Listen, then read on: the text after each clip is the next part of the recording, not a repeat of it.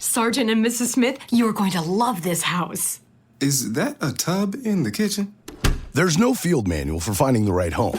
But when you do, USAA Homeowners Insurance can help protect it the right way. Restrictions apply.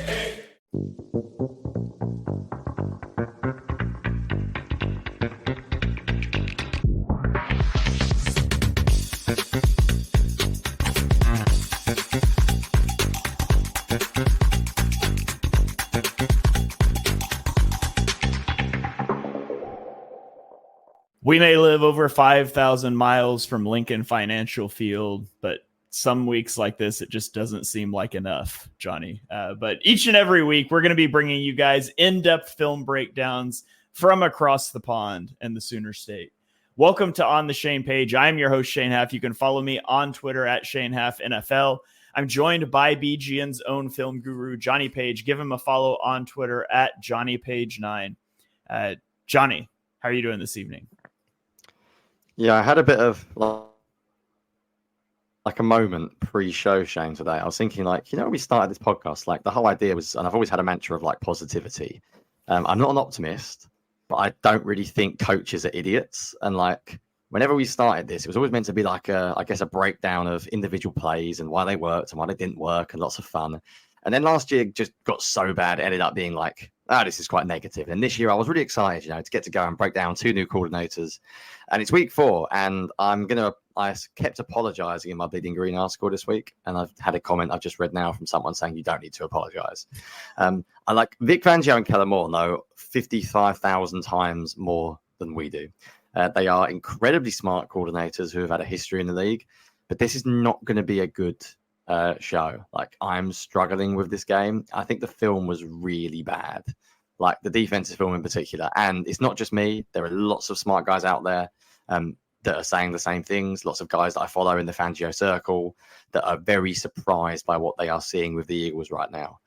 And I think I tweeted this out. I think it may be time to have the honest conversation about what we've really seen throughout the first few weeks. So we will just get into this game, obviously. I think next week we've got the bye weeks. We can do a little bit more big picture stuff. But yeah, apologies, because it feels very strange. I spent half my off season researching Fangio, and I love a lot of Fangio stuff. And I still, when people tell me the scheme doesn't work, I'm like, well, I just don't think that's true. But I'm not even sure we're running the scheme, and even though it is Vic Fangio running it, I'm not watching what I've seen Vic Fangio defenses doing. And I watched all of his defenses over the off season, and it doesn't look like one. So yeah, just like a little bit of a warning before we get into it. I think I'm going to be tough to be too positive this week, but it's not really how I want to be. This show has ended up becoming like half the episodes we filmed, Shane, has been moan at the coaches, which is the opposite of what I wanted to be. But yeah, I can't do much else this week. I'm not going to lie to people and try and point out positivity that I can't see. So I'll be positive where I can be. But yeah, I'm struggling a little bit with this one. Yeah, we've got a pro tip coming in here from Anthony DeBona on Twitter. Says the film looks a lot better if you close your eyes. So I don't know if you tried that, Johnny, but perhaps something that's worth trying, especially if we get another one like this. Yeah, BLG might not be the biggest fan of my articles if I had just typed nonsense and gibberish and had me filming my bathroom or my back room as I'm walking around blindfolded or something. But it might be more interesting for the readers than the actual game analysis this week. All right. Well, now that we've told you this is going to be boring game analysis and stuff, stay tuned in. If you guys are watching here live, be sure you go subscribe to the Eagles Pin Pull Network.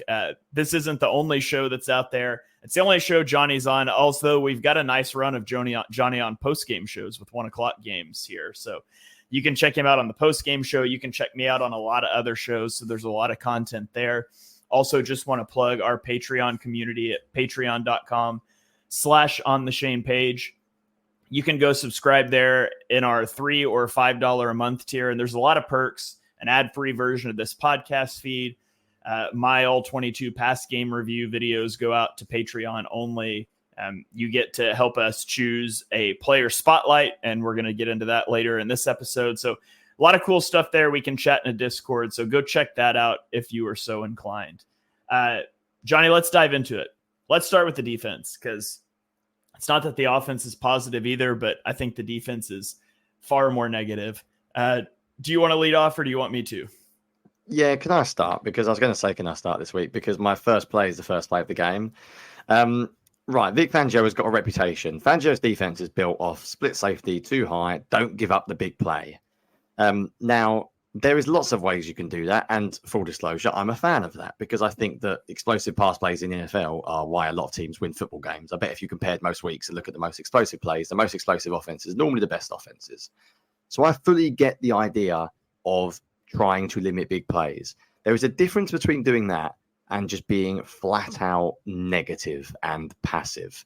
And I want to start, Shane, with the very first play of the game on my film thread. Now, Mike Evans is 31 years old. 31 years old. Darius Slay is a very well-paid cornerback. I think the odds of Mike Evans burning Darius Slay deep are unlikely. But you know what? You would expect in this situation, because for those of you that aren't watching, there are 3 receivers at the other side. So you would expect the Eagles to possibly have a tricks call where Reed Blankenship, who is the safety next to Darius Slay, might ignore Slay. So Slay might be 1-on-1. But this actually isn't what happens. Reed Blankenship is basically staring at Mike Evans and Mike Evans only. The Eagles, the Buccaneers actually have run a 4-strong look here. So they run 4 receivers to the left, all 4. And the Eagles basically play 5 over 4. On that side, which means that they have, and they quite often will play like 1 extra. So you'd expect Blankenship to come across and leave Slay fully 1-on-1, but they don't. Darius Slay has a safety over the top, and he is playing 10 yards off Mike Evans, like 10 yards with a safety over the top. I basically am just copying and pasting from what I said at the start of my article, but like against the Saints, the Eagles came out first play with a big stop against the run. The defense was fired up. Like, as a defense, forget like tactics and scheme and analysis and whatever. Like, this is football. This is sport. Anyone who's ever played sport knows it's a physical game, right? These are tough guys, and you need to set a tone early that you are not going to be messed with. You want to set like a really hard first play. Let the other team know that you're not going to just sort of be there to be walked over. You couldn't give a team an easier start.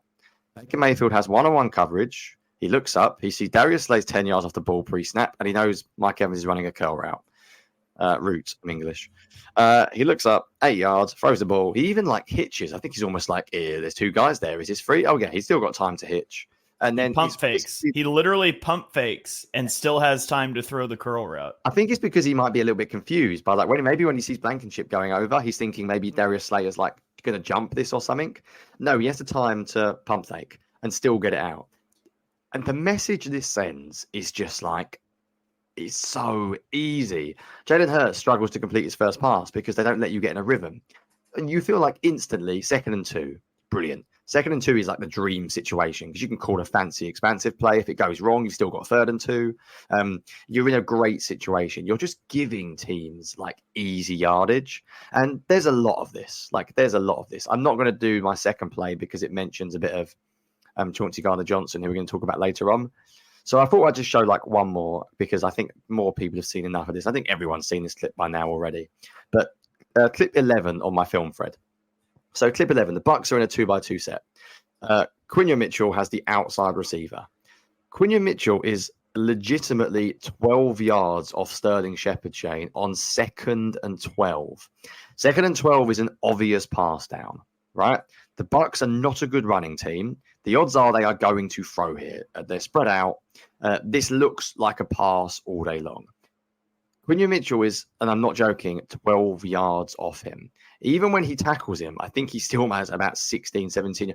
You watch the offense film, Shane. There is not a single throw that Jalen Hurts has that is this easy. The 2 plays I've shown, there is not one play in the whole game, I would say, that Jalen Hurts has that easier read and that easier decision.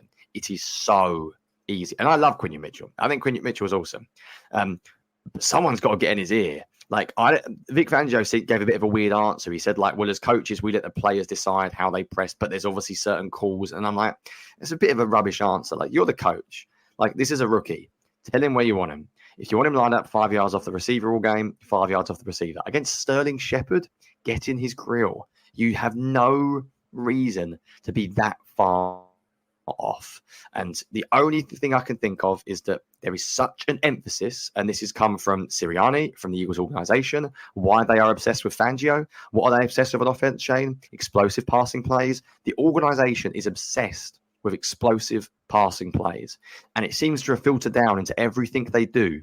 the point where in this game, do you know what? I haven't even looked at the numbers, but I can't recall like a deep shot going over their heads. I can't recall the Eagles getting burned down the field that often. They were just picked apart, and it was so easy for the Buccaneers. That's the annoying thing for me. If Fangio doesn't learn from this and doesn't come out after the bye week and we don't see some press coverage, this defense will not get any better, because you can do all the fancy things in the world. It doesn't matter if you're 10 or 12 yards off, because teams will just routinely check it down time and time again. So yeah, that annoyed me. I've been here before with Gannon. I've been in before with Sean Desire. I do not mind the philosophy of not giving up big plays. In fact, I totally get it.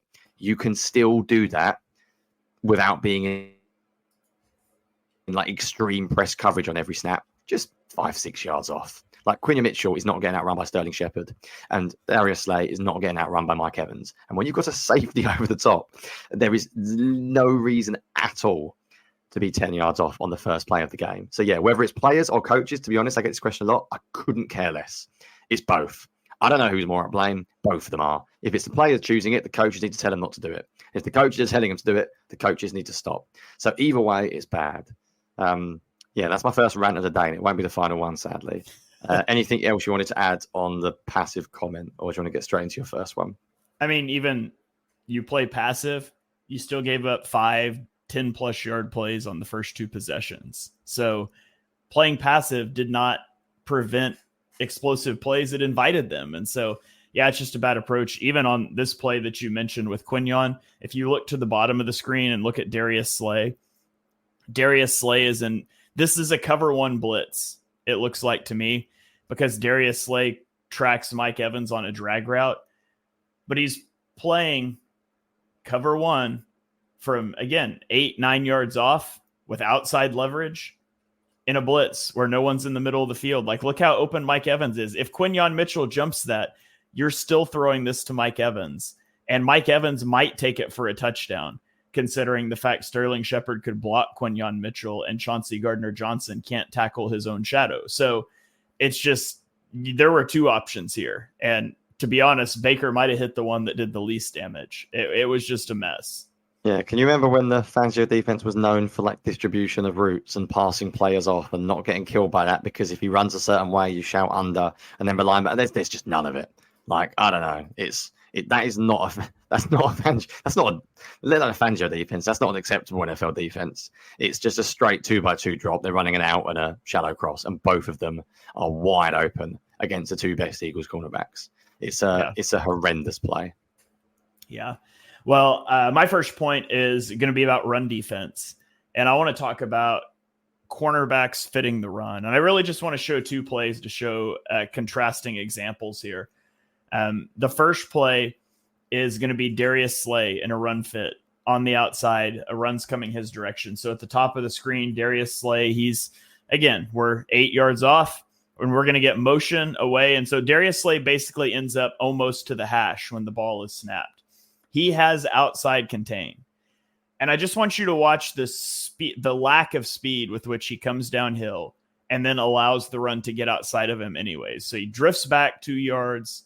He takes a bad angle. He lets the run get outside. We're dragging it down 10 yards downfield. And you can see from the back view, just the angle's awful. And he gives up the sideline, gives up 10 yards. Now I want to show you Quinyon Mitchell in a very similar situation. 4 down front. Quinyon Mitchell is going to get brought inside almost to the hash with motion.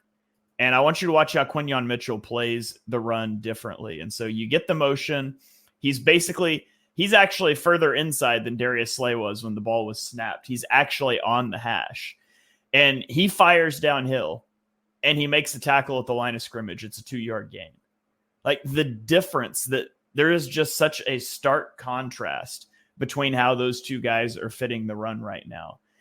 And that makes a huge difference because, we can moan about a lot of stuff. We can moan about our linebackers and pass coverage, and we can moan about a lot of stuff, but at the end of the day, it all ties together. If you cannot stop the run, you have to overplay the run, and it makes it easier to pass. And if you got to get into 5 and 6-man fronts, it's harder to play the run or the pass. And it's all tied together. And it's not just the guys up front. Good run defense is a whole team effort. And what you see in those two plays, and it's not just, I mean, anybody could cherry pick an example, but this is there. It's all over the film. Is that Quinyon Mitchell does a really good job coming downhill to fit that stuff. And Darius Slay's not right now. And that's a problem. At this point, it's not about Avonte Maddox, but Avonte Maddox was also just awful in this game, both in coverage and in fitting the run. When only one of your three cornerbacks is a plus in the run game, that's going to be a problem, especially if you're going to consistently play two high safety looks pre-snap. Yeah, and you know what? This links to my point about passive defense as well. Like, I'm not defending Darius Slay, by the way, because Slay has never been good in run defense. It's not his game, is it? But you're asking quarterbacks to do a lot when they're coming from 10, 12 yards deep to fit the run. Like, that Quinyon Mitchell plays a really good play, but you know what? It's quite a hard play to make.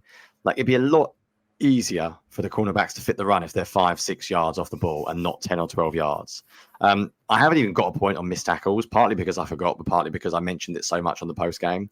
But like, missed tackles is a defensive stat. It's not just an individual stat. And do you know half the reason why they'll make missing so many tackles is because they're coming from downhill time after time.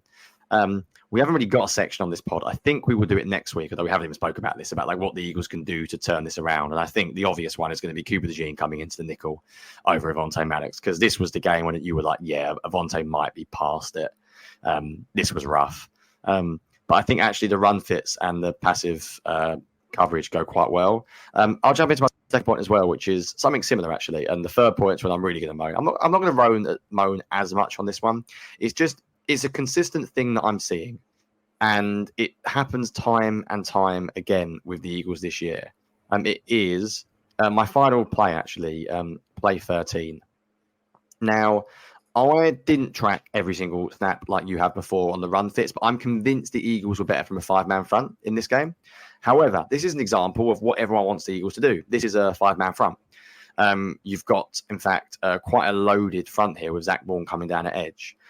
Shane, the gap between the Eagles' 4-eye, whatever you want to call them, and their edge defender in some of their run fits is utterly ridiculous. And people talk about Fangio being negative, but we said this a couple of weeks ago, it's so overly aggressive. If you just play it very simply and then pause it, and this is a simple outside run, teams are deliberately, this is the Falcons, by the way. This is the Falcons, outside zone, under center. They are deliberately doing this, and they are targeting with gap scheme or outside zone this gap. That gap, if you cannot see it because you're listening, the gap between the defensive tackle and the edge defender is absolutely massive. And you can pick holes in like the Kobe Dean doesn't read this perfectly. You can pick holes in like a number of different things. But at the end of the day, the key is watch how Jordan Davis and Brandon Graham play this. And this is the crucial bit. They are not playing gap and a half technique, which we spoke about with Fangio plenty of times. They are not playing 2-gap. They are slanting inside. And if they guess correctly and the run goes to them, brilliant. Tackle for loss. But every time they miss, it feels like a big run is possible. And I'm not happy with a run defense that's set up to essentially it's a 50-50 split on every play. We might guess right, we might guess wrong. And full disclosure, like I put this in the article as well, I'll be nice. They had a sack earlier on where the whole defensive lineman slanted, and it looked absolutely beautiful. Everyone slanted to the right, and it was perfect. Brandon Graham came completely unblocked. But you know what? I do not understand this current defense's use of personnel, and this is going to be another one of my points that I've got too many points on defense that I can't today. The way they use certain players is really weird. Like, I'm fed up of seeing Jordan Davis slanting. Jordan Davis can do many things. Jordan Davis should be anchoring the defense 2-gap or at the very least a gap and a half. And they're not. They're not using Jordan Davis like that. They're slanting their defensive linemen so frequently, and some of the run fits in this game were really, really poor. The Bucs have been a historically awful running attack for like 2 years now. Rashad White can't run the ball. I know, I'm a fantasy owner of Rashad White. If Rashad White doesn't catch like 6 balls a game, he does absolutely nothing. And their run fits this week were just really, really poor. You look at Rashad White's average yards per carry this year, 2.1, 1.8, 2.8, 4.9. Like, guess who the team that gave up nearly 5 yards a carry to Rashad White was? And I had this conversation online with a few people as well. I do not think the Eagles' defensive line is bad enough to be this bad of a run team. I think if you have Milton Williams, Moro Jomo, Jordan Davis, Jalen Carter, you do have two edge defenders who can play the run. Brandon Graham and Nolan Smith could absolutely play the run. The Kobe Dean has flaws. They're in coverage. He can come downhill against the run fine. And you also have Zach Bourne, who's been excellent this year. You should not be this bad as a run defense. They are not perfect players, but at this point, I am looking more at the coaches than I am looking at the individuals. Yeah, you talked about just how bad they are in general against the run. Coming into this game, the Buccaneers were 28th in rushing EPA per play and 29th in rushing DVOA. And they rushed for 111 yards on 4.4 yards per carry. It's just too easy. And if it's that easy to run because like you're taking the old Brandon Staley approach, like we're just going to light box and you're not going to be able to pass on us. Baker Mayfield threw for almost 350 yards. Like he wasn't even challenged. So they're not doing either phase well right now. And there's a bit of a sliding scale. Like if you devote more resources to stopping the pass, it gets easier to run. And I get that. And I'm fine with like having a weakness, but you got to have a strength that corresponds to that weakness. And the Eagles just haven't had that so far. Yeah, it's really disappointing. And to be honest, I've said it about Fangio before. I don't think this is like they're just playing too high and the safeties are 15 yards deep and that's why they can't fit the run. To me, it's more about defensive line more than anything. I think it's on the defensive line, and I'm not blaming the individuals. But I don't watch this defense and see split safeties all over the place. I saw like Chauncey Gardner-Johnson coming down in the box a lot in this game as an extra run defender. The whole use of personnel was just weird. This is a nothing point, but there was one snap later on where Keely Ringo plays and he's in the slot. And I'm just like, is that really how you're going to use in dime? You're going to use Keely Ringo in the slot? That's not how I would use him at all. There's a good comment, by the way, coming in on YouTube from Mike, who said you can't always get away with the 5-man fronts. If the offensive plays 11 personnel, it can force an edge to drop back. You are 100% correct, Mike. The big issue with the 5-man fronts is that against 11 personnel, it can leave you open. But I don't fully agree. You don't have to force an edge to drop back. Number one, you can choose to drop an edge back as long as you do it far better than the Eagles did this week with Nolan Smith, which I'm not going to show that play because it's so embarrassing. It's By the unreal. way, can I chime in on that play real fast? Yep. The reason Nolan Smith ended up manned up on, was it Chris Godwin? I think it was Chris Godwin. It was Chris Godwin. The play before, the Tampa Bay Buccaneers were in 12 personnel.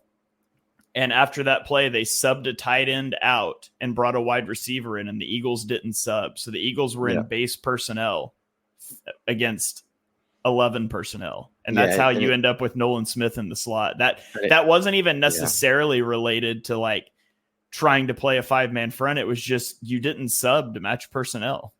Yeah. And I'm going to just really quickly on Mike's point, because it's a good schematic point. It is a problem. If you go to a 5-man front consistently against 11 personnel, I agree with you. You are in trouble. I think there are a couple of things you can do. You can do it on early downs when you think there's a high chance of run. So like 1st and 10, for example. And then if you get them into 2nd and 12, if you get lucky and they run on you, then you can drop to a 4-man front.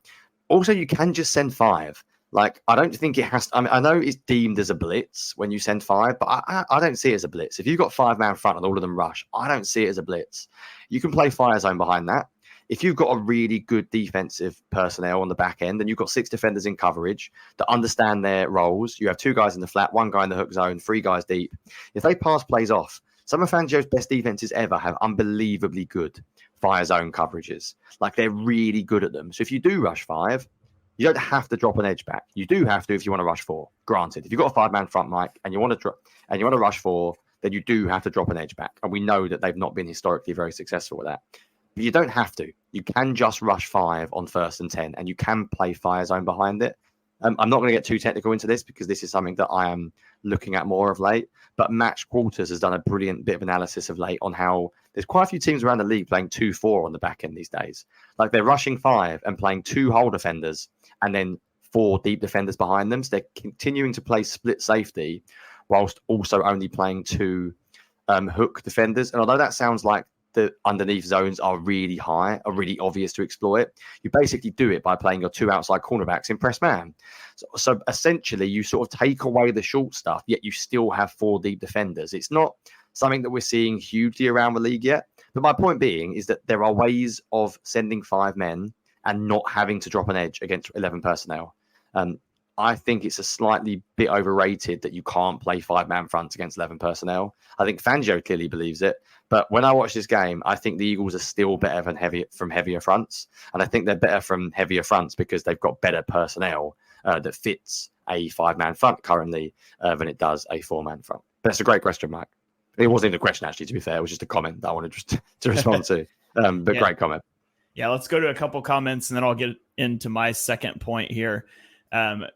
Dez on Twitter or X says that Fangio is washed now. Paul says that the defense is just a mess. Latrell, I guess that's an L, not a capital I. Latrell says being 7 to 10 yards off is odd with 2 high safeties. That's kind of crazy. We've got, I'm very done with the Avante experience between him and CJ being missed tackle machines. Life is tough. And then we had another YouTube comment saying that 5-man front should have been used more as well. So a lot of comments there. You guys keep the comments coming. We'll keep rolling along. I want to talk about how to defend bunch because the Eagles got twice in this game out of bunch. And it is really hard to play against a bunch 3-over-3. And so if you just look at this first one, this is the Chauncey Gardner-Johnson touchdown allowed. It's 3-over-3. You've got 3 defenders over 3 receivers.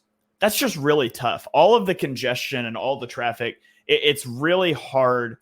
Like, I feel pretty confident that like 95 times out of 100, somebody's getting open here when you try to play 3-over-3.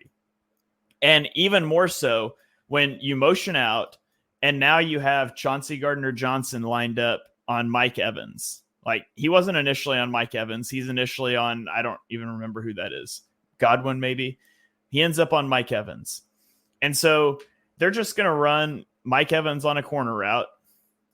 And Chauncey Gardner-Johnson has no help inside or outside.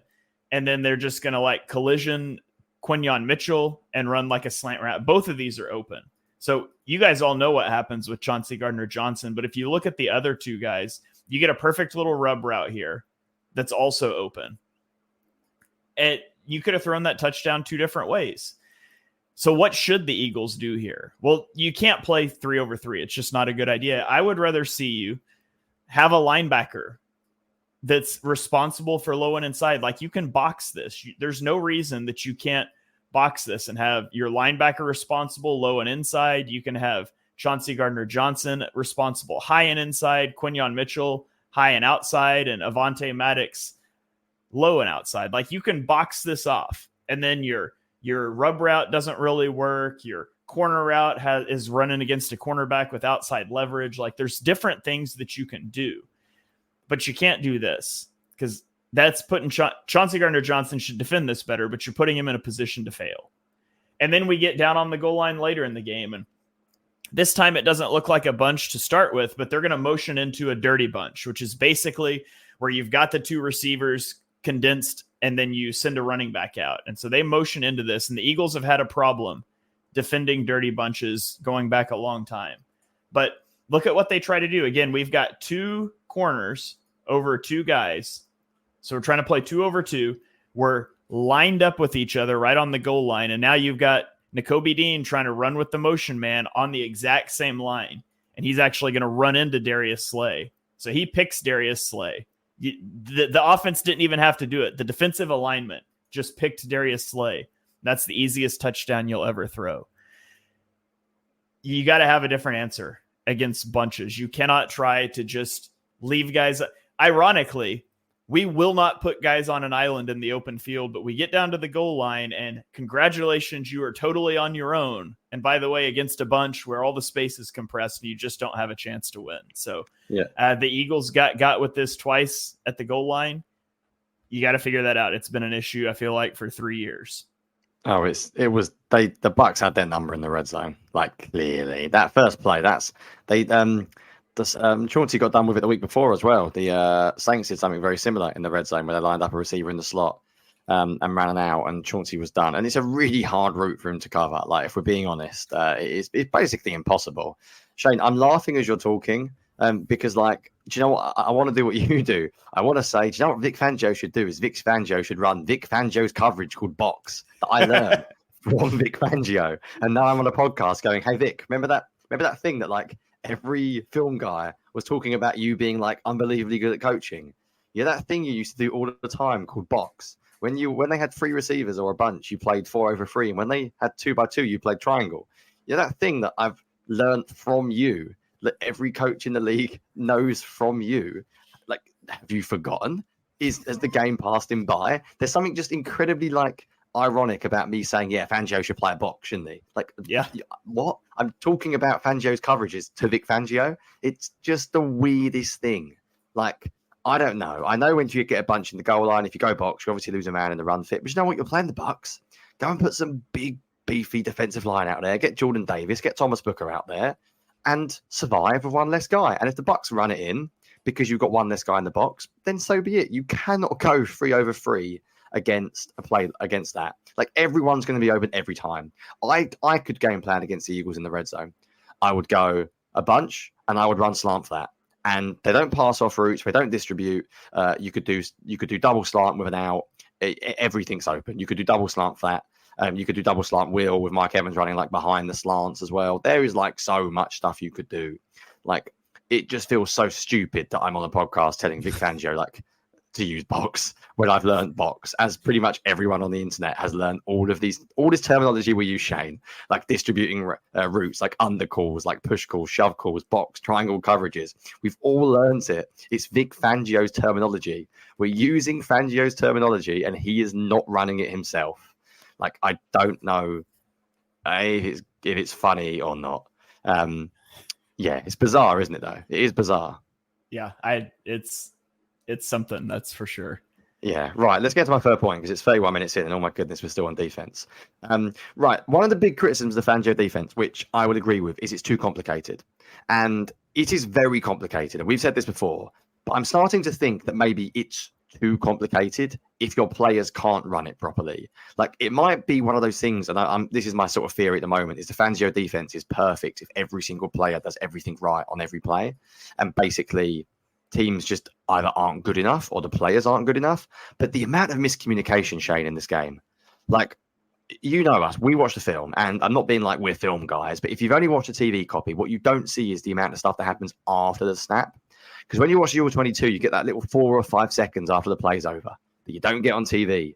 And you just see players, like, from a completely, like, natural position, just turning around, looking at each other going, what the hell was that? And when a defense is bad, you see it all the time.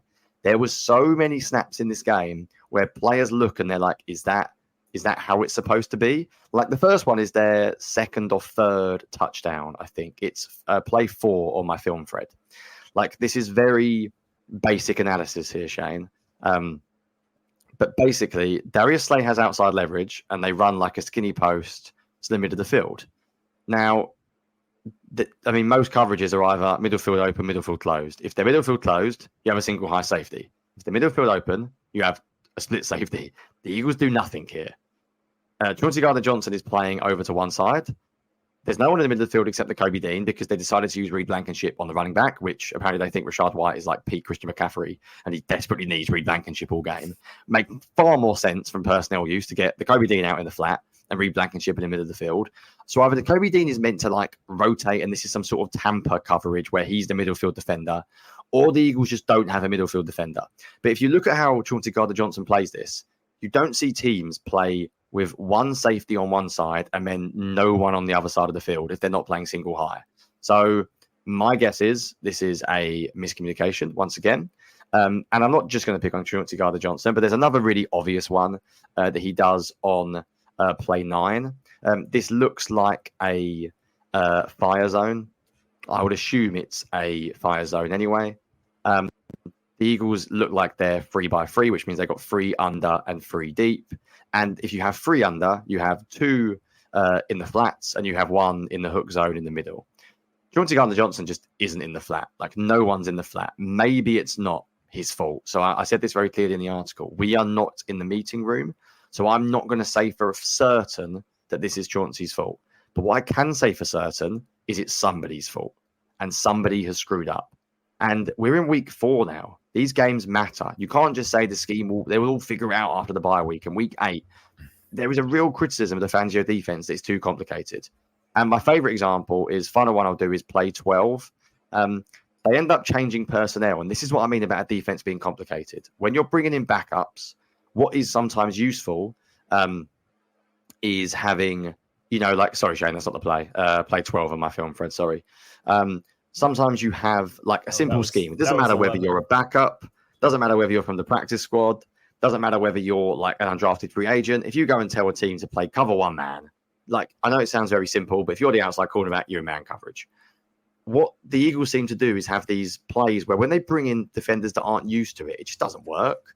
So this is a play where they've got Avonte Maddox and in the slot and Keely Ringo like even further inside him. And the Bucs just run like a simple out from their inside receiver or even like a flat route. And then they run a deep in. And Avonte Maddox clearly thinks that Keely Ringo is going to take the inside guy because Avonte Maddox starts to run to the flat. Keely Ringo then runs straight past Avonte Maddox and clearly takes the flat, which means that Avonte Maddox is now 5 yards off the deep in. This is 3rd and 12 or whatever, and they get a first down. And I sort of clipped this up. I unfortunately didn't go right to the end of my recording, but Avonte Maddox is furious on this play. You can just about see it on the back of the film clip. He turns around and he yells at Ringo. And my guess is that Maddox is right, as the veteran who's played in this scheme for a while, and that Maddox is supposed to take the flat here and Keely Ringo is supposed to carry it inside, because that's what Fangio normally does with his defenses. But the problem is, if you've got an outside cornerback who's a second-year player who's only playing one snap and dime and playing a slot cornerback, you're asking a lot. And it feels like this week more than ever, the players just didn't really have a good grip on the scheme. And I know it's a difficult scheme. I know it takes time to learn. But at what point do you say, like, this is a little bit too complicated and we need to simplify things? We're going to play cover one man on 3rd and long because we think we can keep it easy because Ringo's going in and we think it's easier that way. It just feels like the players don't really know what they're being asked to do in pass coverage. And this week, more than any other week in a while, I saw so many plays when I was like, I don't quite know if that's how it's supposed to look. And it almost, in a weird way, makes me feel better about Fangio in terms of like, I don't actually think this is what he wants. The problem is, part of your job as a coach is not just to call plays on a playbook. Anyone can call a play, Shane. Anyone. Your job as a coach is to coach players for every specific scenario that they may see in a game and exactly how you have to respond in your specific position to whatever the offense throws at you. And right now, it looks like the Eagles defensive backs don't understand what they're being asked to do. Yeah, we got a comment here from Philly Sports All on Twitter that says the Dolphins were a second half season defense last year. He thinks that this season will be the opposite of last year, where the Eagles get better down the stretch. And that's very true. Could be true. Last season, the Dolphins, week 1 through 4, gave up a 51 or 52% success rate, which was worst in the league. And from week 5 on, they gave up like a 41% success rate that ranked 7th in the league. Now, the Eagles defense is not that bad right now. And the Dolphins sustained a lot of injuries down the stretch, but it is still concerning that you're starting out looking this way, especially when you've got all of your starters healthy. So hopefully they'll figure it out, make some of those adjustments over the bye week. And you stole a few of my clips, Johnny, from my next point. So I'm doing the player spotlight this week. From our Patreon community, you guys voted for Chauncey Gardner-Johnson to be the player spotlight of the week. And so I feel comfortable saying that Chauncey Gardner-Johnson was the worst player on the field on Sunday for the Eagles, both sides of the ball. He played terribly. And out of 67 safeties this season that have played at least 150 snaps, he ranks 67th in missed tackle rate and 67th in touchdowns allowed.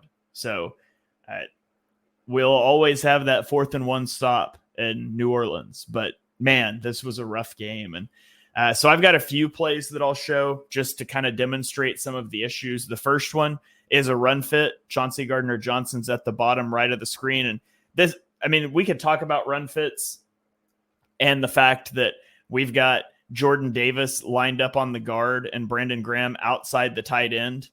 Like, we could talk about how this is a problem, but we probably don't need to because we've hammered that already. But just watch Chauncey Gardner-Johnson. he's moving backwards. Like, he's tentative. Like, this is clearly a run, right? You've got two guys pulling and we're moving backwards, and then we get outside, and then that's just that's a terrible, terrible tackle attempt. Just gets a half an arm on him. And then on another one here, we've got, this is going to be a screen. And if I'm watching this play unfold, you've got two running backs in the backfield, and one of them goes into orbit motion behind two receivers out at the perimeter. I'm immediately thinking screen. And if you just watch Chauncey Gardner-Johnson's reaction here, how slow he is to come down, and then takes kind of a bad angle. And fortunately, Avonte Maddox is able to eat up two blocks, and Quinyon Mitchell makes the play because Chauncey Gardner-Johnson's just not there. And this next play, it's the one you talked about where Reed Blankenship goes to the flat. I feel really confident in saying that Chauncey Gardner-Johnson just messes this up, that he's supposed to rotate into a single high safety. Darius Slay's playing with outside leverage because he's expecting inside help, and he plays pretty good coverage. Chauncey Gardner-Johnson's just off playing an assignment that wasn't his. And then this is the other one you stole. But again, this is a fire zone blitz. I feel really comfortable saying that Chauncey Gardner-Johnson's responsibility in a fire zone blitz, okay, outside corner takes number one if he goes vertical, which he does. Chauncey Gardner-Johnson has the number two receiver if he goes vertical, and if not, he should be in the flat. There is no vertical route from a number two receiver. He should be in the flat, and he's just not. He's 15 yards downfield. And so Chauncey Gardner-Johnson is making mistakes as a tackler. He's making mental mistakes. I'm not going to question effort on this podcast, but I put some clips up that look not that great on Twitter. And then you've got him here playing center field. And I thought this was strange. Like, they continued to like rotate Reed Blankenship down into the flat or into the box and have Chauncey Gardner-Johnson high. And I feel like that's just the inverse of how you want to do it. But either way, he is playing single high at the snap, and he's going to rotate. This is going to be a split field coverage. And Quinyon Mitchell is trapping this out route from the slot. And so James Bradbury got a pick. I think it was against the Dolphins last year on this. It's where you start to fall off and you have eyes on this out route, right? And you're going to undercut this if Baker Mayfield throws it. And Chauncey Gardner-Johnson has to get over here because he's the deep defender. And Baker Mayfield takes this shot. He just gets his fingertips on it. I mean, when you are playing, you're playing with fire there. And it works out here, but like, you're a half step away from getting an interception, and you're a half step the other way away from giving up a touchdown. That one could have gone either way. And so he does make the play there, and he saves the touchdown. And, you know, like I said, he's a half step away from getting an interception on that one, but he's also a half step away from us talking about, man, he gave up another touchdown. And so it's a game of inches, and this one works out okay for him, but it's really close. But I felt like I had to put that one in there because I kind of feel like that's the closest thing. That's the most positive play he had on the day. So I at least wanted to be fair and show that one. Yeah, firstly, shout outs to Patreon because they picked the perfect player to talk about. I'm very glad you said you would take this one this week, because I think I would say something that I might regret on future podcasts. I can't quite believe how bad he was this game. And we need to get to the offense. Although the offense will be quicker this week because in all honesty, there's not that much to talk about. I did, for the first time in many articles, Shane, I did question effort. I think I feel comfortable enough watching the film this week that I think something wasn't right. And there were plays when back was turned, when he wasn't taking on blocks, when quite frankly, the tackling effort was pathetic. And I think he's a very, very good player, but I think he needs a bit of a reality check. That there's a comment coming through as well from Mike again saying that we think we see Sidney Brown. Yes, I actually called for this in the article. If Sidney Brown was healthy this week, I think Chauncey would have got benched. Because unless Vic Fangio is watching a different game to me, I'd have been very surprised if he had kept him out there. I won't say too much more because I feel like I could go really in on this one, because I think the first two drives, was as bad as a film as I've ever seen for a safety in two drives. Like, it was quite simply horrible. But I think we should transition to the offense, although there's not as much to talk about with the offense this week. This was always going to be a D-heavy week because the defense was so poor. And unlike the offense has got injury things we can talk about. We can quite feasibly say the offense in a month will not look like this. Defense might do. So I knew we were always going to go a little bit long on this defense. But should we transition to the offense, Shane? Yeah, let's get into the offense. And like Jonny said, we'll go a little quicker here. I will start us off on the offense. I want to talk about the Jalen Hurts fumble. And a lot of you guys might have seen Fran Duffy break this play down as well. I don't think I have a lot of different thoughts than what he did, other than I do still put a little more of this fault on Hurts and on the play call. I don't really like the play call, but here's where the situation: you're down by 14. You're driving just crossed into the red zone. It's 1st and 10 from the 19-yard line. And I just don't really like the play call. Let it play so we get the motion across the formation to set everything up here. And so at the snap of the ball, we've got 3 receivers at the bottom of the screen, 1 at the top. Saquon Barkley's in the backfield. And it's just going to be vertical routes. Like, we're just running vertical routes. And Dallas Goedert, I'm not sure if this is supposed to be a flat route or a wheel route. I'm not sure. It kind of is hard to tell. But so there's a lot of things that go wrong in this play. And I don't like the play call. I don't know why you need to take a shot. Why are you throwing vertical from the 19-yard line? This is a play from the 50-yard line, but I digress on that. Let's talk about the actual play. The first thing that goes wrong is Grant Calcaterra gets pressed. He gets pushed inside off his route. Now, Grant Calcaterra is trying to get upfield, and then he's going to try to break in front of this safety. But because he gets pushed inside, our timing's already off, and he takes forever to get back outside and threaten the safety and then eventually kind of try to loop back in. It just takes too long. Now, he can't just start cutting in at the 10-yard line because there's a linebacker sitting there. You have to threaten the safety outside. But he gets way outside at the 5-yard line. He's got both feet outside the hash. We're still not breaking. We're still not turning inside. He's just content to run right up the seam at the safety. It's that's bad route running. And it's complicated by the press, but it's bad route running. It also hurts that the Bucs get the Eagles sliding away from the blitz. So the Eagles are going to slide to the right here, and they get Levante David blitzing untouched through the A-gap. That's not ideal. Saquon Barkley is going to go collision him in the hole. You would like to see your running back. I don't know. I was going to say we all remember. Everybody might not remember, but I just remember Maurice Jones-Drew, teeny tiny Jacksonville running back, decleating linebackers occasionally. And you would like that. Saquon Barkley at least meets him in the hole. You give time for Hurts to see this and to realize there's something going on. And it's a credit to Hurts. We can talk about his pocket awareness, and I think he does a good job here of he sees him coming in, both hands on the ball, sidesteps in the pocket. The problem is he then tries to reset and throw. And the guy you just dodged is still right there. This isn't a defensive tackle that's going to take a long time to stop, and he used all his energy. And this is a linebacker, and it's a pretty athletic linebacker that's a good blitzer. And so you've got to know that he's coming, and you just can't do that. To me, just tuck this and run.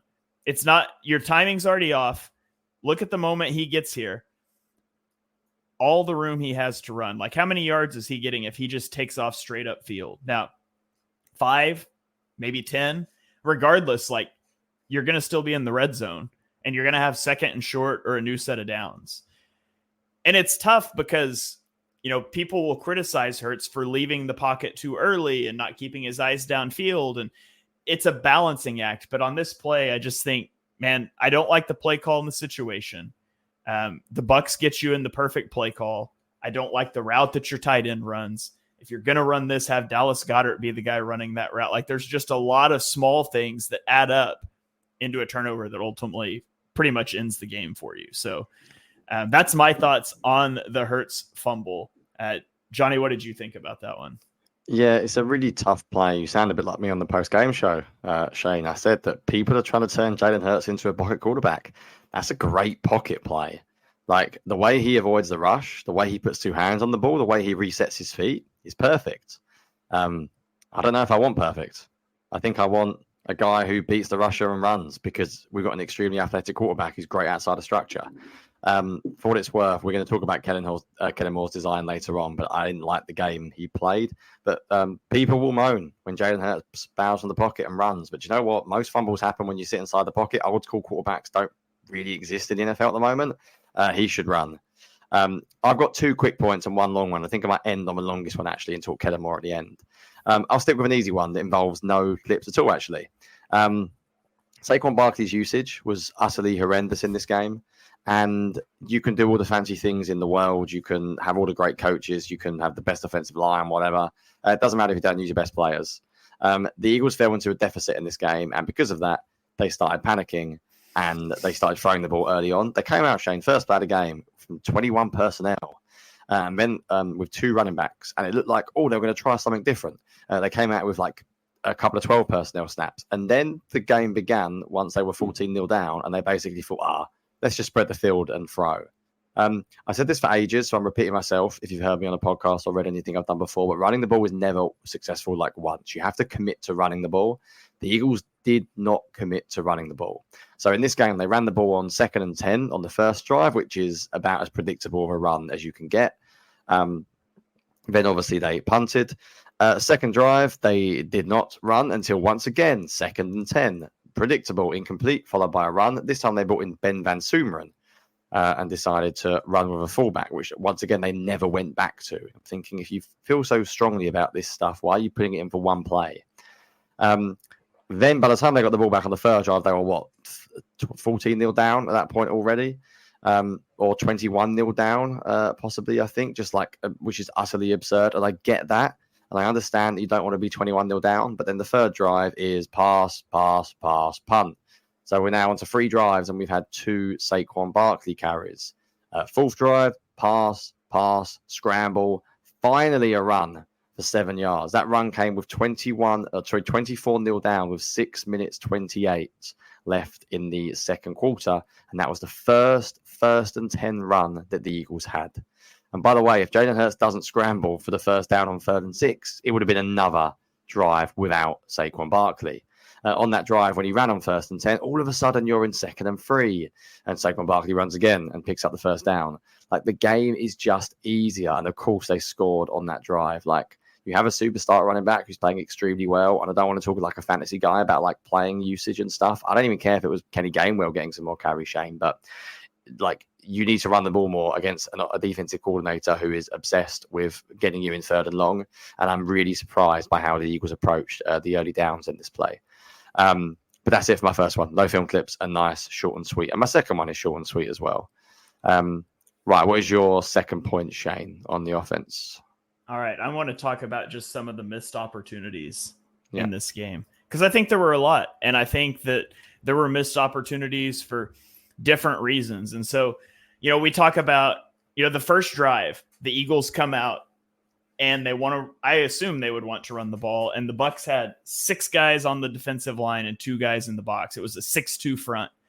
Man, that's kind of tough to run into. So second drive, they come out, and I loved this. They're going to call a play action pass, and they're in 12 personnel. They're going to pull Grant Calcaterra across the formation. We're going to really try to get the action flowing from right to left. And meanwhile, at the bottom of the screen, we're going to just run off the cornerback. It's single high, right? So we're thinking cover 3, maybe cover 1, either way. And you're going to run Dallas Goedert on a crossing route. If it's cover 3, we like him on that crossing route. If it's cover 1, we like him running away from the guy that's covering him, especially with the benefit of play action. And it's executed really well. Jalen Hurts is going to make a really good throw. Fred Johnson gets pushed back a little bit, but there's a throwing platform. And he puts the ball in Goddard's hands over the flat defender, and he drops it. Like, man, you just can't have – that's a beautiful throw right there. And you're down, again, your top 2 receivers. Dallas Goedert's the best passing option you have. You cannot be dropping this. Is it a different game if Dallas Goedert – if the Eagles pick up their first down on their second drive, down 7-0? Actually, I think it was 14-0 at that point. Whatever. Is it a different game if you get that first down? Does momentum shift? I'm not a big believer in momentum, but there is something to be said for getting in your head of like, man, we cannot get a first down. And so that one was a big one. On this second one that I want to show, again, it's a single high safety look, and there's going to be an out route to the top of the screen. I believe it's to Jahan Dotson.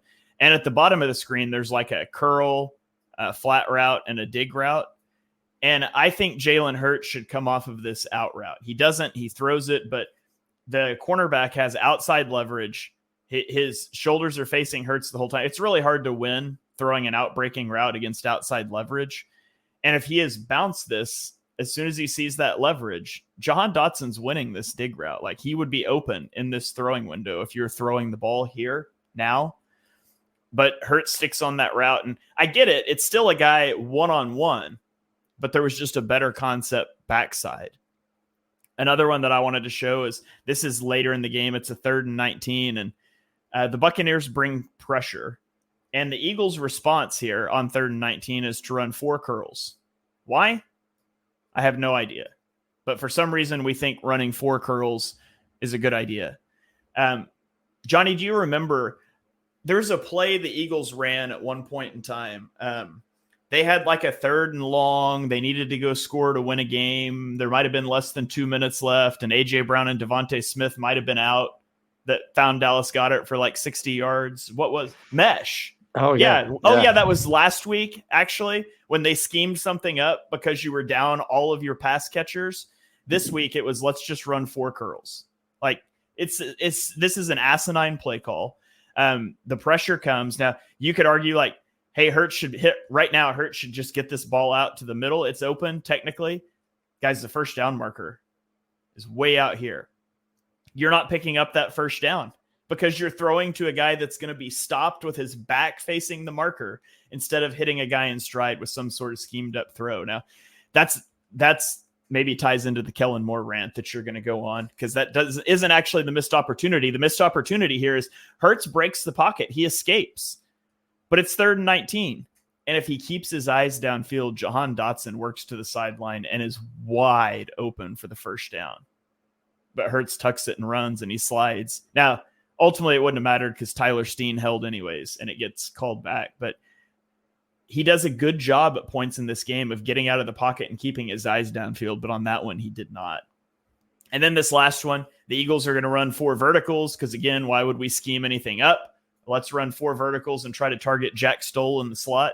That's the best plan we've got here. And Jack Stoll is actually open, but Landon Dickerson whiffs on the pass protection.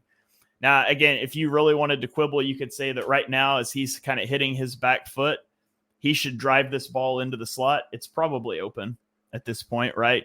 And maybe he does if it's Dallas Goedert or Devontae Smith, but he takes that extra hitch and then he's already down because Landon Dickerson just misses this. And I think Landon Dickerson is expecting a stunt here because multiple times in this game, what they would do is they would bring a guy from the inside and they would have him rush at the tackle and like pin the tackle and then loop someone back inside.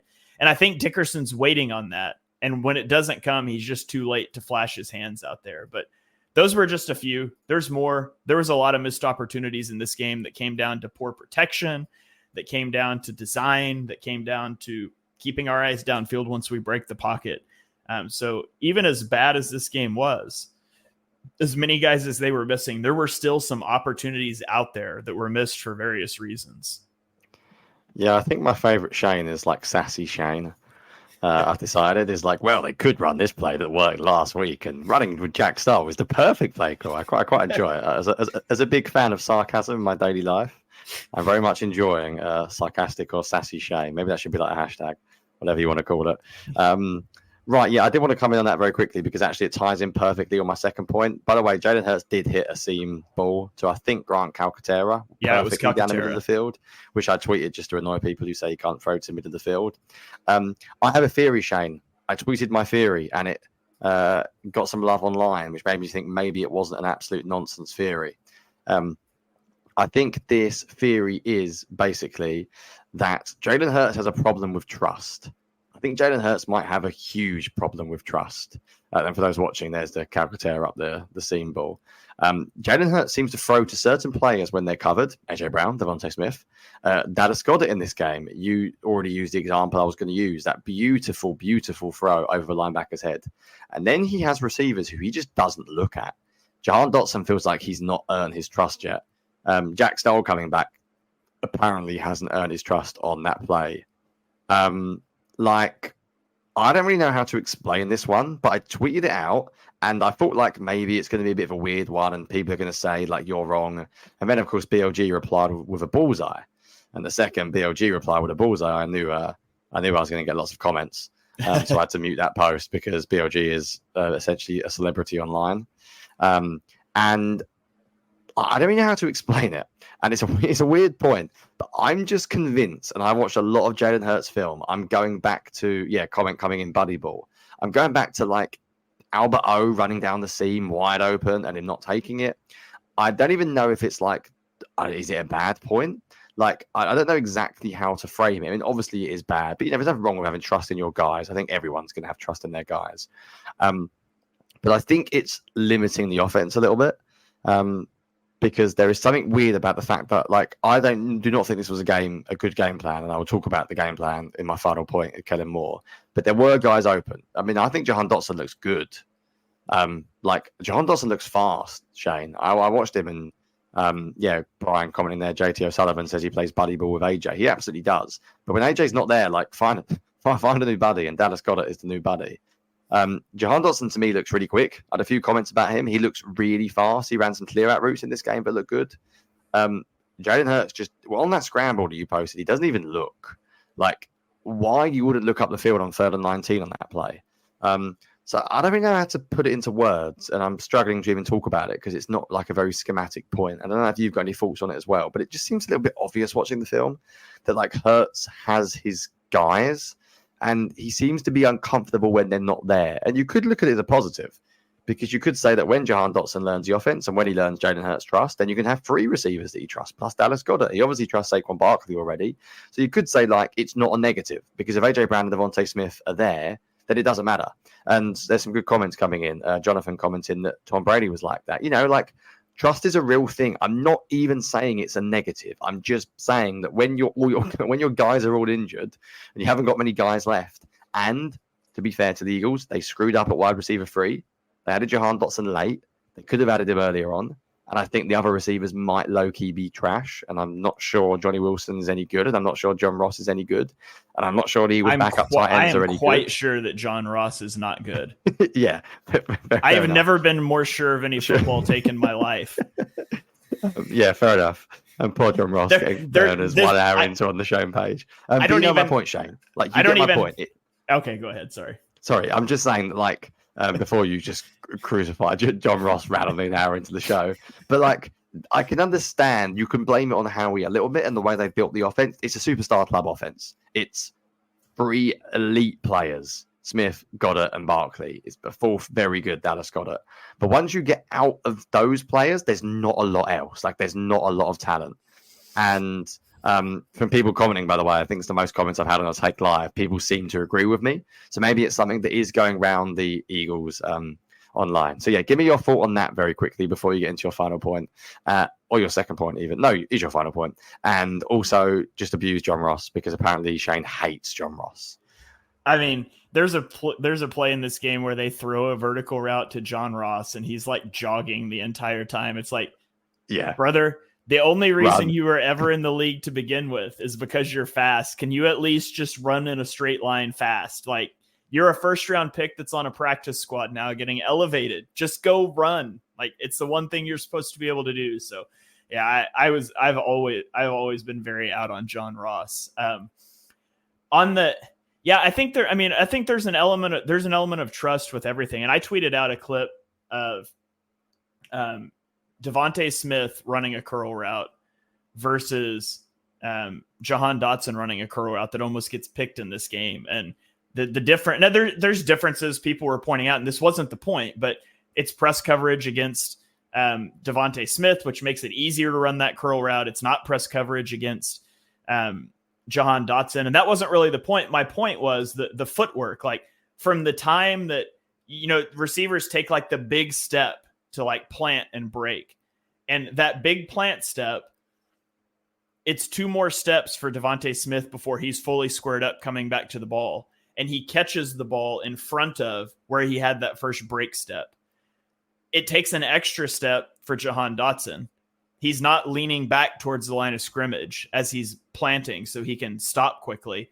And then he's trying to catch it like 2 yards past his initial break step, falling to the sideline. Like when you're going to try to throw those types of routes, trust is huge. I mean, Jalen Hurts threw a trust ball. It doesn't always work. He threw a trust ball to Devontae Smith against the Saints that got picked in the end zone because Devontae didn't finish the route, and Hurts got killed for it online all week. And I don't think Hurts cares what people say online, but that makes you second guess. Like if I'm him, the next time I've got Devontae Smith on that route, am I going to blindly throw it? Maybe not. And this probably ties in. Let's go to your final point next, because I think this ties into this discussion of Kellen Moore. Why then are you running so many timing-based routes in a game where the two of the top three targets that Hurts clearly trusts, maybe three, he might trust Britton Covey more than Dallas Goedert. I don't know. We saw a lot of Britton Covey passes early in the season, but these guys are out. Like it's so many. The first play of the game, you come out and you run mirrored curl flats with the sit over the middle. It's a version of Hank. Like it's all timing-based with guys he doesn't have timing with. Like they didn't run mesh a single time this entire game. After they ran it 3 times against the Saints, well, they ran it more than 3, but it was our concept of the week against the Saints because it worked. Like there were no rub routes, there was no picks, there was no like let's scheme this guy open. It was so much like 4 verticals, go win one-on-one in isolation, 6th round pick Johnny Wilson. Curls, go throw this ball to Jahan Dotson, a guy we traded for a month ago. And you have to get the timing perfect or it might get intercepted. So I think trust is certainly an element. I think it is for every quarterback, maybe a little more for Jalen Hurts than others. And also I think that they ratcheted up the amount of trust throws he was asked to make this week with guys he's clearly not as comfortable with. Yeah, we've got an hour 5 and I'm getting to Kellen Moore now. It's going to be a slightly longer one, but we're trying not to go too long. Yeah, I mean, when we looked at Kellen Moore, Shane, and there's lots of comments coming in about offenses being vanilla and players get injured, which is interesting, actually, from a new comment. I must admit, I didn't know about that, which is a very interesting comment. I didn't know if that was a thing at Dallas. What Brian commented about, let's run another play other than Hank, is 100% true. We commented on this. The biggest criticism I think anyone has ever had of Kellen Moore is he loves a curl. He loves a hitch. I think he loves players coming back to the ball too much. This is a hot take conspiracy theory. I don't know. You call it what you want. I do not believe that a head coach, Nick Sirianni, who has no role in the defense, doesn't have a role in the offense at all. I do not believe he is literally shut out of meeting rooms and has no say. This coaching staff is not a Kellen Moore coaching staff. There are guys there that were here under Sirianni. There are not a lot of guys that have been with Kellen Moore his whole career, shall we say. I do not believe this is a 100% Kellen Moore offense. Like, there is no way. I've watched Kellen Moore offenses. It's under center, outside zone, and they can't do it. They can't run it for whatever reason, whether Stout doesn't want to run it, whether the team can't run it, but forget the under center stuff. Let's just talk basic passing concepts. Let's just talk pass concepts. Motion wasn't there this week. They didn't use motion cleverly. They didn't use shifts cleverly. They didn't use rub routes. I was literally talking last week about how good they were at scheming guys open with mesh as we were and using different things. Remember the first week when they ran like a double post wheel to Saquon Barkley? That was cool. Where the hell was that play gone? Like, this was an incredibly bland game plan. And I don't really get it. And quite simply, there are two. And I'm going to say something, Shane, controversial. I'm feeling like a little bit angry about this. There are too many comments about Jalen Hurts being unable to read a defense, and there are too many comments about Jalen Hurts where they act like he's like a 2-year-old who's never played quarterback before. You can run better stuff than they run this week. Like, I've seen Jalen Hurts run some concepts. I watched him run double post wheel. I've watched him run mesh. Like, to be honest, I think there might be an element of who Jalen Hurts is and his mobility. And you guys can take that as whatever you think I might be saying about people online talking about a certain type of quarterback being unable to read a defense. And I'll let you read between the lines there. But this is not like a 2-year-old who's never played football before. This is not a guy who's run, read and run. Jalen Hurts is not the best quarterback in the world at reading a defense. He's not brilliant. He has problems seeing over his offensive line. But he's not a rookie. Like, I've seen him run concepts. You can't tell me that Jalen Hurts can only run 2 slants. I've heard these things like Jalen Hurts can't use motion. Well, I've seen him run with motion. I've seen him run an offense very well against the Packers week 1 with a hell of a lot of motion. Like, there are things that people keep saying Jalen Hurts can't do. And then I'm like, well, I understand maybe he doesn't want to do them. Maybe he has a type and Sirianni has a type. But for what it's worth, it appears like Jalen Hurts hates Nick Sirianni anyway. So I highly doubt Jalen Hurts is going into Kellen Moore going, we need the Sirianni offense back. We need the forwards back. Like, I think this organization is built around superstars. And I think when Kellen Moore got the job was build this offense around superstars. And right now, the superstars are not there. And I think quite simply, the Eagles have put too much emphasis on building a team around A.J. Brown and Devontae Smith. And because they weren't there this week, basically, the game plan became incredibly passive. I also assume, Shane, that they were going against Todd Bowles, who is a bit of a defensive genius when it comes to blitzing. And maybe they didn't want to do a lot of creative stuff because they wanted to simplify things. I don't know, like, how much of it. There's lots of comments going in, like, I don't know how much is Sirianni, I don't know how much is Moore. We will never know. And the Eagles should have fired Nick Sirianni because then it would be far easier for me to do analysis on whose offense this is. All I'm saying is, Shane, we did a lot of work on Kellen Moore in the offseason. I did a lot. We did whole drives. We did. I went back and watched Cowboys film. I was watching All-22 of 3-4 years ago. I watched a lot of Chargers. I watched a lot of Cowboys. What we saw on Sunday is not an offense that I resemble as a Kellen Moore offense. Now, whether that means he is, and this does not mean he's not involved, Shane. He's obviously involved as the offensive coordinator. We can't say everything good is Kellen Moore, everything bad is Nick Sirianni. We can't say every time it's double post will, we go, that's got Kellen Moore's fingertips on it. And every time they run 4 verts, we go, Nick Sirianni called that play. Like, we can't just put everything bad on Sirianni and everything good on Kellen Moore. Kellen Moore loves curl routes. Kellen Moore loves comeback routes. So I can put that on Kellen Moore as well. But whatever's happening, I do not think the blend of offenses is working very well. And I'll end with some good news. I think it will get a hell of a lot better, because I think this offense is made for A.J. Brown and Devontae Smith, and they will come back, and I think this offense will be really good again, and we will forget about this week. But this week was not good. If Kellen Moore was going for an offensive coordinator interview and they put on the film for this week, they'd say, what were you doing with your pass concepts this week? There was a lot of individual routes, comebacks, go routes, 4 verts. There was not a lot of creativity. They tried one screen pass to Saquon Barkley. It didn't work. They never tried it again. They played one snap with 21 personnel. They never tried it again.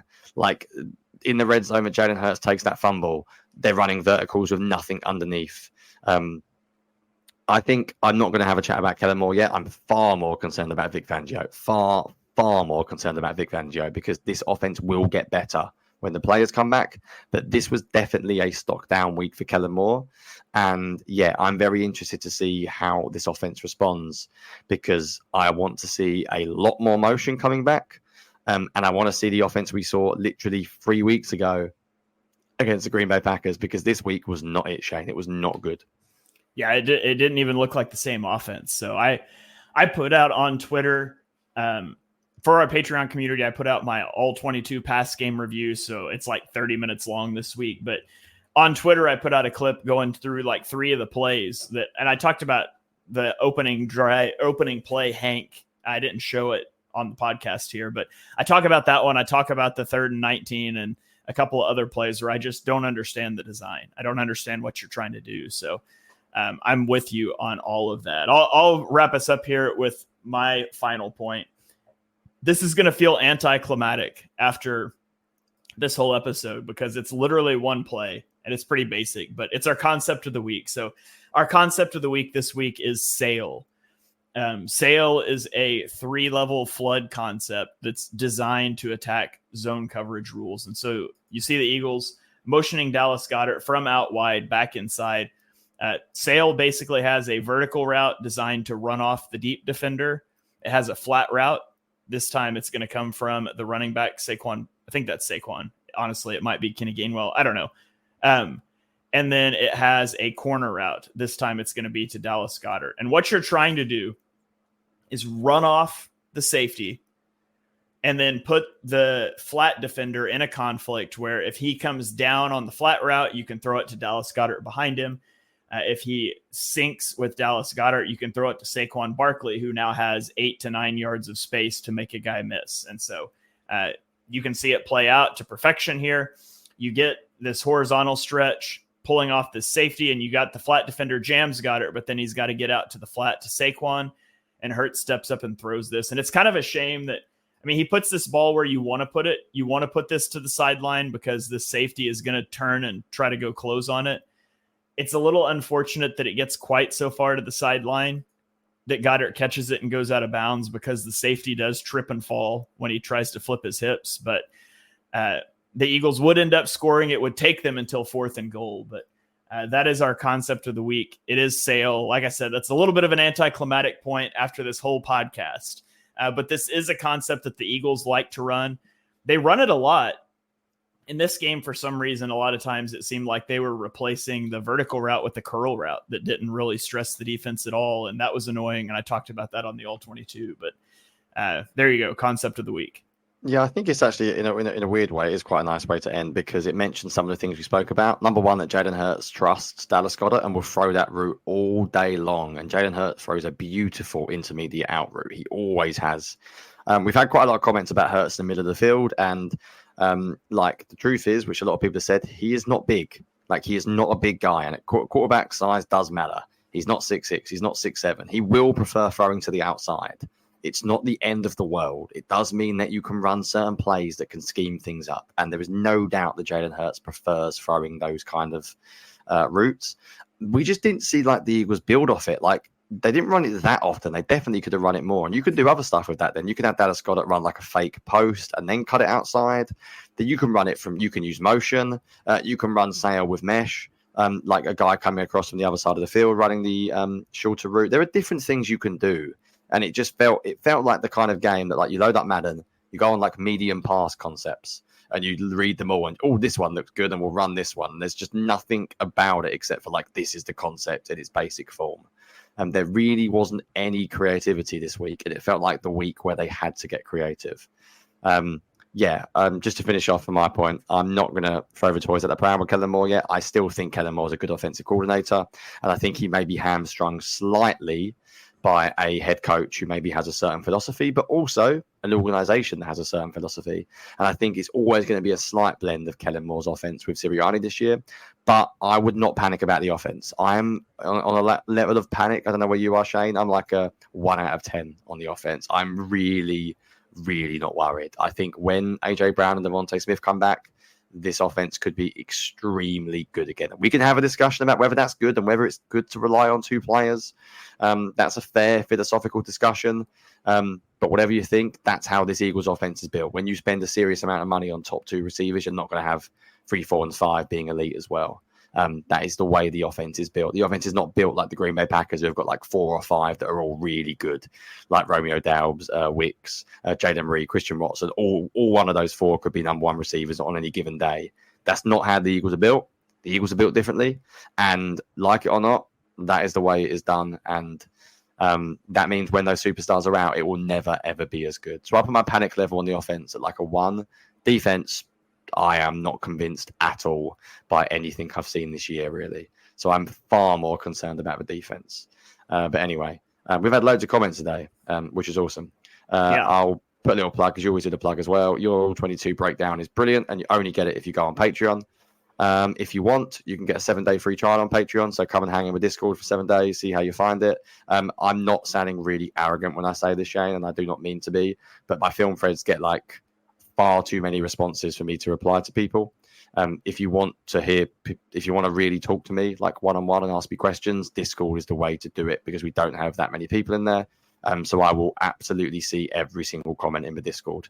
It is only $3 to get in the Discord, $5 if you want the All-22 video as well. But you can do a 7-day free trial. So if you are listening, because we've got loads of comments today, which is awesome, and I really appreciate it, please do come and hang. But that'll be me. That'll be it for me, Shane. I'll leave you to do the final ending or whatever it is you do, seeing as we're nearly possibly the longest show ever that we've ever done. I think it might be. Yeah, I posted that yesterday. I got done with my film and I was immediately leaving to go to my kids' cross country meet. And I was like, I'll try to respond to people, but I get a lot of comments on film stuff. Later in the week, I get less, and it's a lot easier to like respond to everybody. But definitely the Discord is a cool place to come hang out. You get an ad-free version of this podcast. You get to help pick player spotlights and stuff like that. So we would greatly appreciate it if you guys head over there. Our ability to monetize this keeps us able to keep doing it. So whether that means downloading the free podcast, Eagles Pinpool Network. Every download helps us out. Supporting the Patreon, we really appreciate it. A couple comments I want to read, and then we'll get out of here. Tyler says, it's good to hear people break it down without calling for people's heads. Thank you. For now, we may hit that point, but yeah, for now. We got another comment that says, I think we should keep these coordinators for more than a season, let guys grow into the schemes, especially the defense. And another one that said the offense is too talented to not be good when it's healthy. And I agree with that. I would say my level of concern for the offense is like a 2 out of 10. I mean, there's some little things, mainly turnover things I would like cleaned up. Overall, I just need you healthy. Defense, I'm at like an 8 out of 10. I'm officially, my faith in Fangio has been shaken a little bit, and I want to see what he does. He's got 2 weeks to come out of the bye with a plan, so we'll see what he does. That's going to do it for this episode of On the Shane Page. Thank you, everyone, for listening in. Again, please go check out the podcast feed. It's free, Eagles Pinpool Network. This show, as well as like 6 other shows, go out to the feed, so there's something there you will like no matter what. So hit that subscribe button, share it with your friends. Jonny and I will catch you guys next week for whatever we talk about on another episode of On the Shane Page.